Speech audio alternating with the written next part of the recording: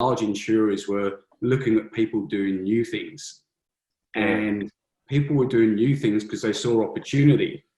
And then the big insurers were saying, well, how do we respond to that? We need our own innovation spaces. And what's been great is that we've now got external challenger innovation spaces and internal drivers forward innovation spaces.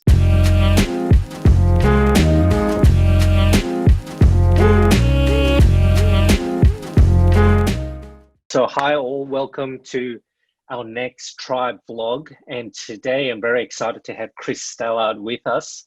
Chris is a seasoned player in the insurance industry here in Australia, having had experience from companies like AIG to Swiss Re to Suncorp and IAG, as well as having spent some time in a startup in the insurance industry. So welcome, Chris. Hi, Sean. Thanks for the intro. You listing out that huge list of companies in my head. Yeah, just kind of, it shows how long I've been around. But yeah, I've enjoyed myself so far.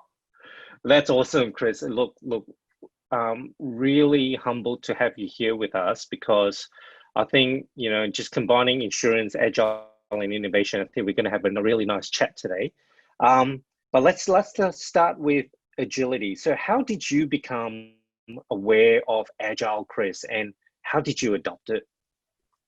Yeah, it's been a long journey of love. For me, it started off with being an observer. I was an exec sponsor in a software build at a large Australian insurer, and I was going into these meetings as someone responsible for ultimately the deliverable.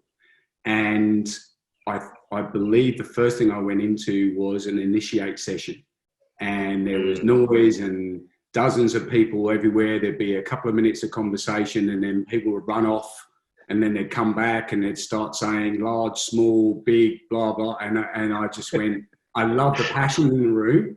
Yeah. I didn't understand the language. And then over time, through that project process, I got more and more interested in the language, and went off and just simply did an Agile product owner course, just to understand, what is my role? What are these people talking about? And then, it was just literally going back into that environment and starting to communicate in a way that, it really fed into me feeling engaged, and that's one of the key things I like about the Agile.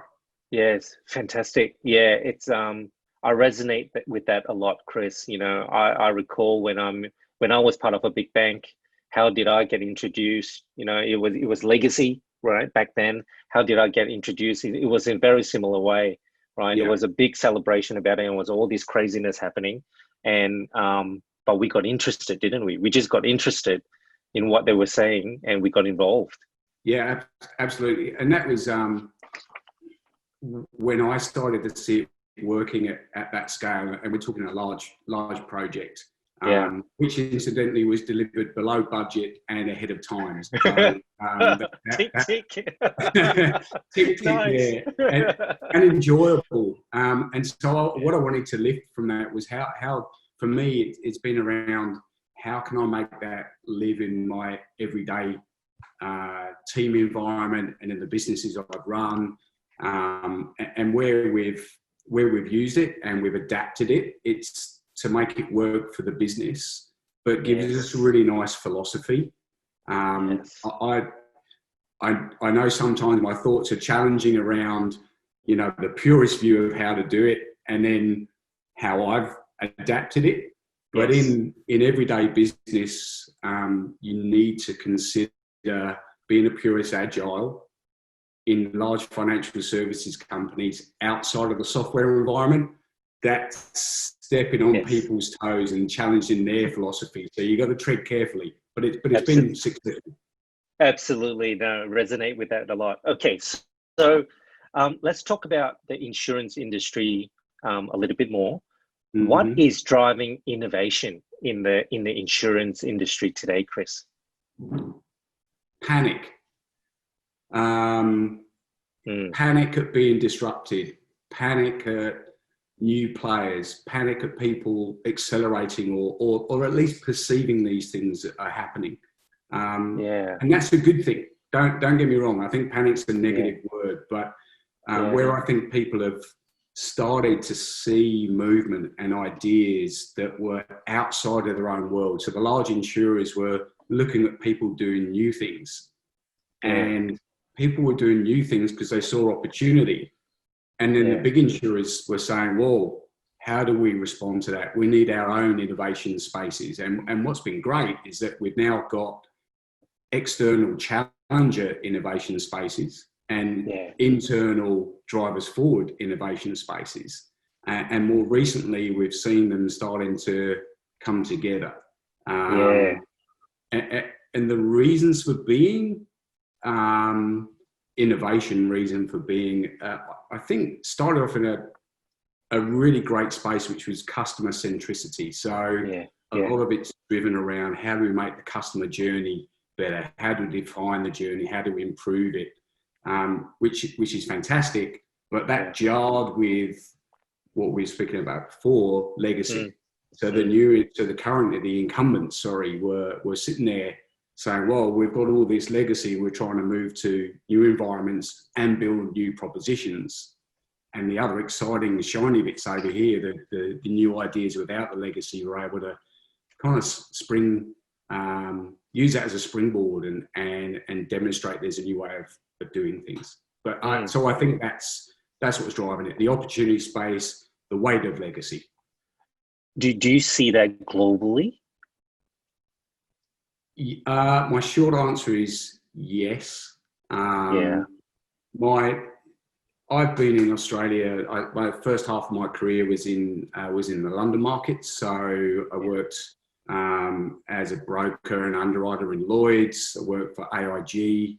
So I've been able to see the international market from a London standpoint, and then the international market from Australia and an Asian standpoint. So in my time at Swiss Re and in my current role, looking at Asian markets. And I think the principles of why innovation has become such a big industry itself are based on the fact that insurance, and I love insurance, don't get me wrong, but it's so traditional, it finds itself difficult to reflect on itself. And that's why holistically we've seen this move. Yeah, interesting. So how important then do you think agility towards innovation is? And why is it important if it is important?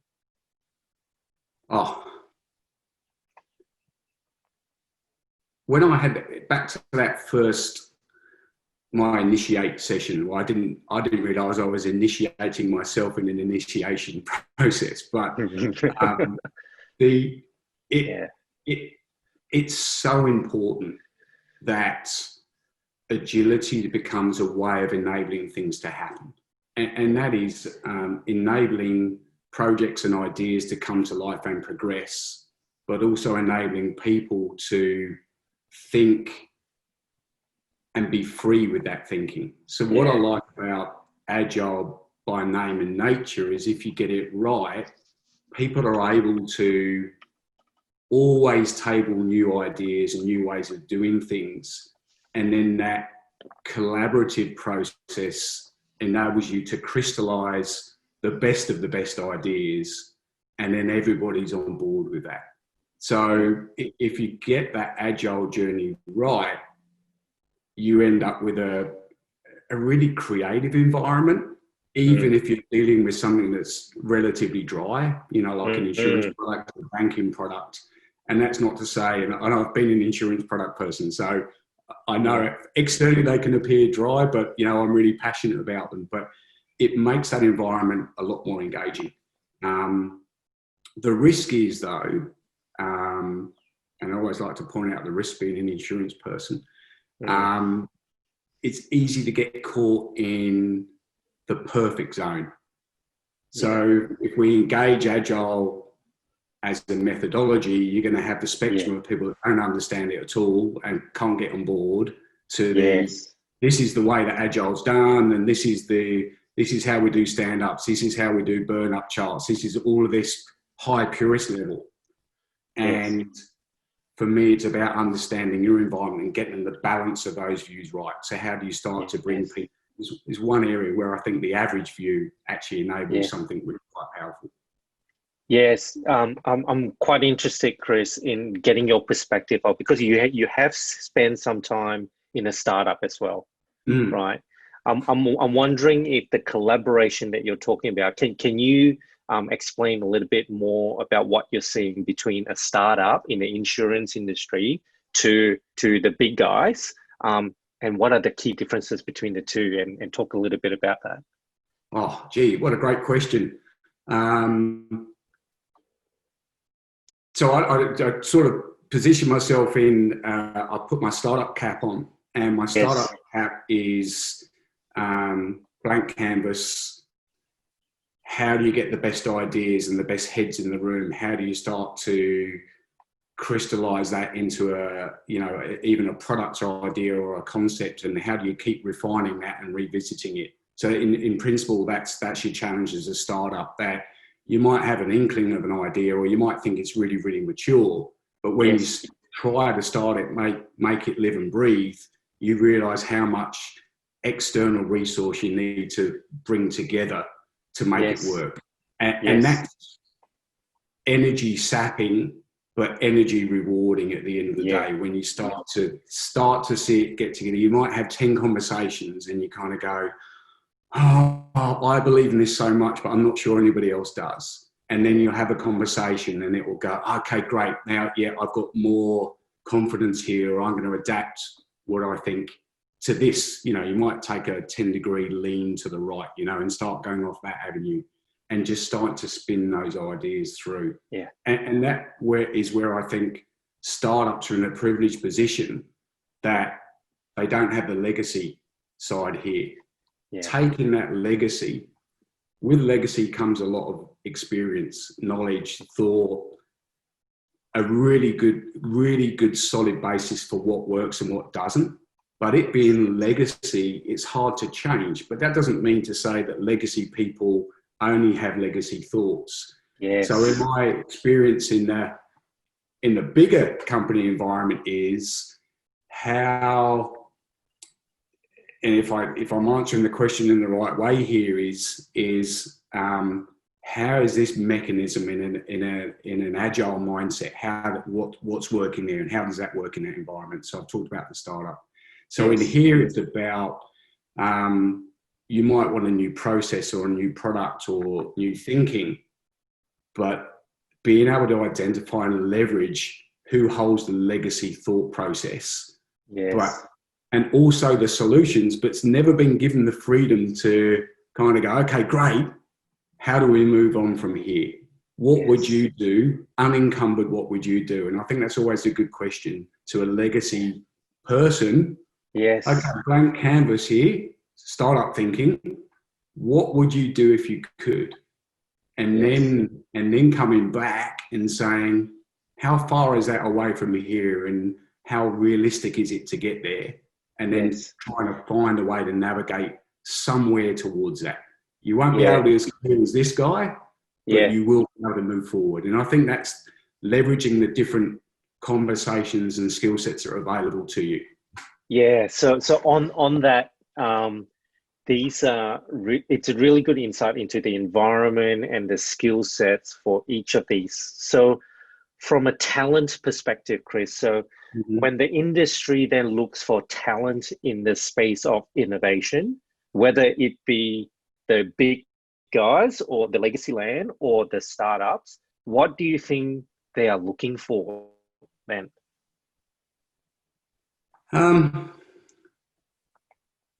I think my best description, they're typically looking for a unicorn jumping over a rainbow. And, this perfect person that does exist, but it's made up of lots of different people. So it's about how close to that perfect person realistically can you get? So I think they're looking for, to answer the question directly, I think they're looking for someone with deep domain expertise, deep agile expertise, deep leadership expertise, deep analytics expertise, deep strategy expertise, and then execution expertise. And that to me sounds like the most successful CEO ever. So the perfect human being, Chris. The perfect human being, absolutely. And that's okay. Yeah. But I think, the opportunity there is if I was, I'm here in my agile mindset, actually what you need is someone who's the master collaborator. Yeah. How can someone identify where all of those skill sets are? Correct. And then bring them together? That's right. So as an agilist, and I love that word, as an agilist, you'd say, okay, I see the challenge. I need some of this, some of this, some of this, some of this. I need them to come together, share, ideate, and walk out with a common purpose and a common outcome expected. So I think that I think they're looking probably with too much weight sometimes in the description I see of what they're looking for. Yes. However, in reading the descriptions, I think what I'm hearing is actually, wouldn't it be great if we could get someone to make all of this live? Yes. And that's what I think they're looking for, but sometimes it's not quite spelled out like that. I hope that makes sense. Makes a lot of sense. That's a framework that we often speak about in consulting, where we separate the people who defines the what to the person who defines the how. So you're talking about the subject matter expertise on the product, let's say, and the best way to get there is the how. You're quite right. It's so hard to find the perfect person to have the two, who can be a developer who knows exactly what solution to build that meets the what, to the point. So, and that's where the agile team comes into it, and the role of a coach or a scrum master to facilitate that, because it's going to be very difficult to find that one person that has it all. Absolutely. And I think the bit for me around that master collaborator, or and I'm not a massive fan of this term, but I understand why it exists, that kind of perfect servant. How can someone serve all of these people in a way that makes all of these people's lives easier? And I think that's a really great kind of noble purpose. But to your point is, if we've got someone who's really, really skilled at listening and hearing, and those two different things, you listen to it, are you hearing what they're saying? Or you hear it, are you listening to what they're saying? Depends what path we want to take. It's really understanding and sometimes influencing the better outcome and enabling all these conversations to get there. So the art is always in your conversations. I think as a good agile person is saying, how do I drive what's possible? Not necessarily what's perfect. Because you've got the dev guy here going, I can do anything because I'm a master coder, right? And you've got the product person there going, this is the perfect product. And you've got the UI person saying, I can make this beautiful. And then you've got the brand and the marketing people saying, well, that's not beautiful enough. So how do we, okay, guys, brilliant, but what's possible? And not just saying as simply as what's possible, navigating that what's possible discussion. Yeah, absolutely. So Chris, the final question here is often the toughest, which is about yourself. So Chris, with your established and broad experience, where to from here? From a Chris Stallard perspective, where to from here for you? Right. Whoa, career question. Career question. Look, I like challenges. And I think one thing that people have observed and commented on is I've done lots of different things. Yeah. And what I like is challenge. And that's, you know, as an individual, I do paintings and I also do triathlons. And they're kind of two completely different worlds, but they give me challenges every day. So it sounds somewhat high level, but as long as I'm being challenged, I'm normally very happy. And that's a big tick box for me. Yeah. But if I think career-wise, where do I want to go? Where I've been and where I'm heading is I picked up a huge toolkit on the journey through life. So kind of deep technical and insurance knowledge, then strategy, building a company end to end, picking up agile and lean methodologies, morphing more into that product strategy space and product delivery. And the areas that I've fallen in love with are really insurance, health, well-being and fitness, and cyber security, information security. Now that's a really odd set of things that sit together. If I can tick a few of those boxes and their challenges, I'm a happy person. Oh, great answer, Chris. I think you did quite well in that answer, mate. Actually, I'm going to surprise you with one more question, if you don't mind, Chris. And that is, we met a few months ago, Chris. And you know, how do you see Tribe and yourself working together? How do we collaborate? Oh wow.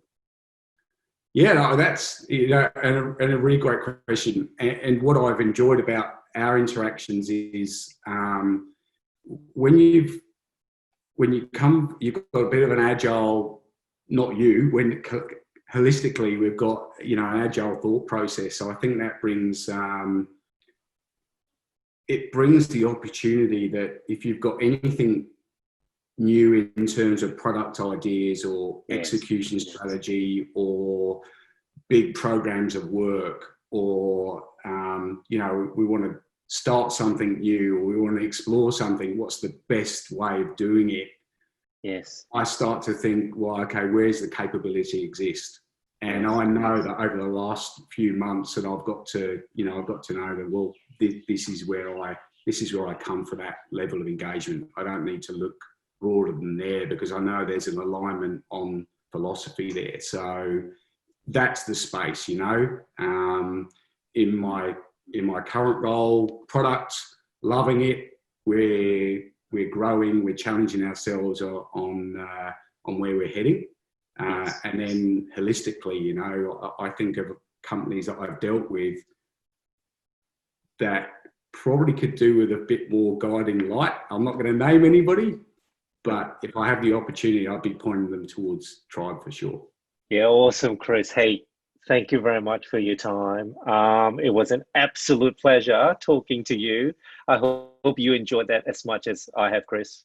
That was great. Good to catch up, Sean. I'll speak to you soon. Likewise, yeah. Thank you very much. Speak soon. Yeah.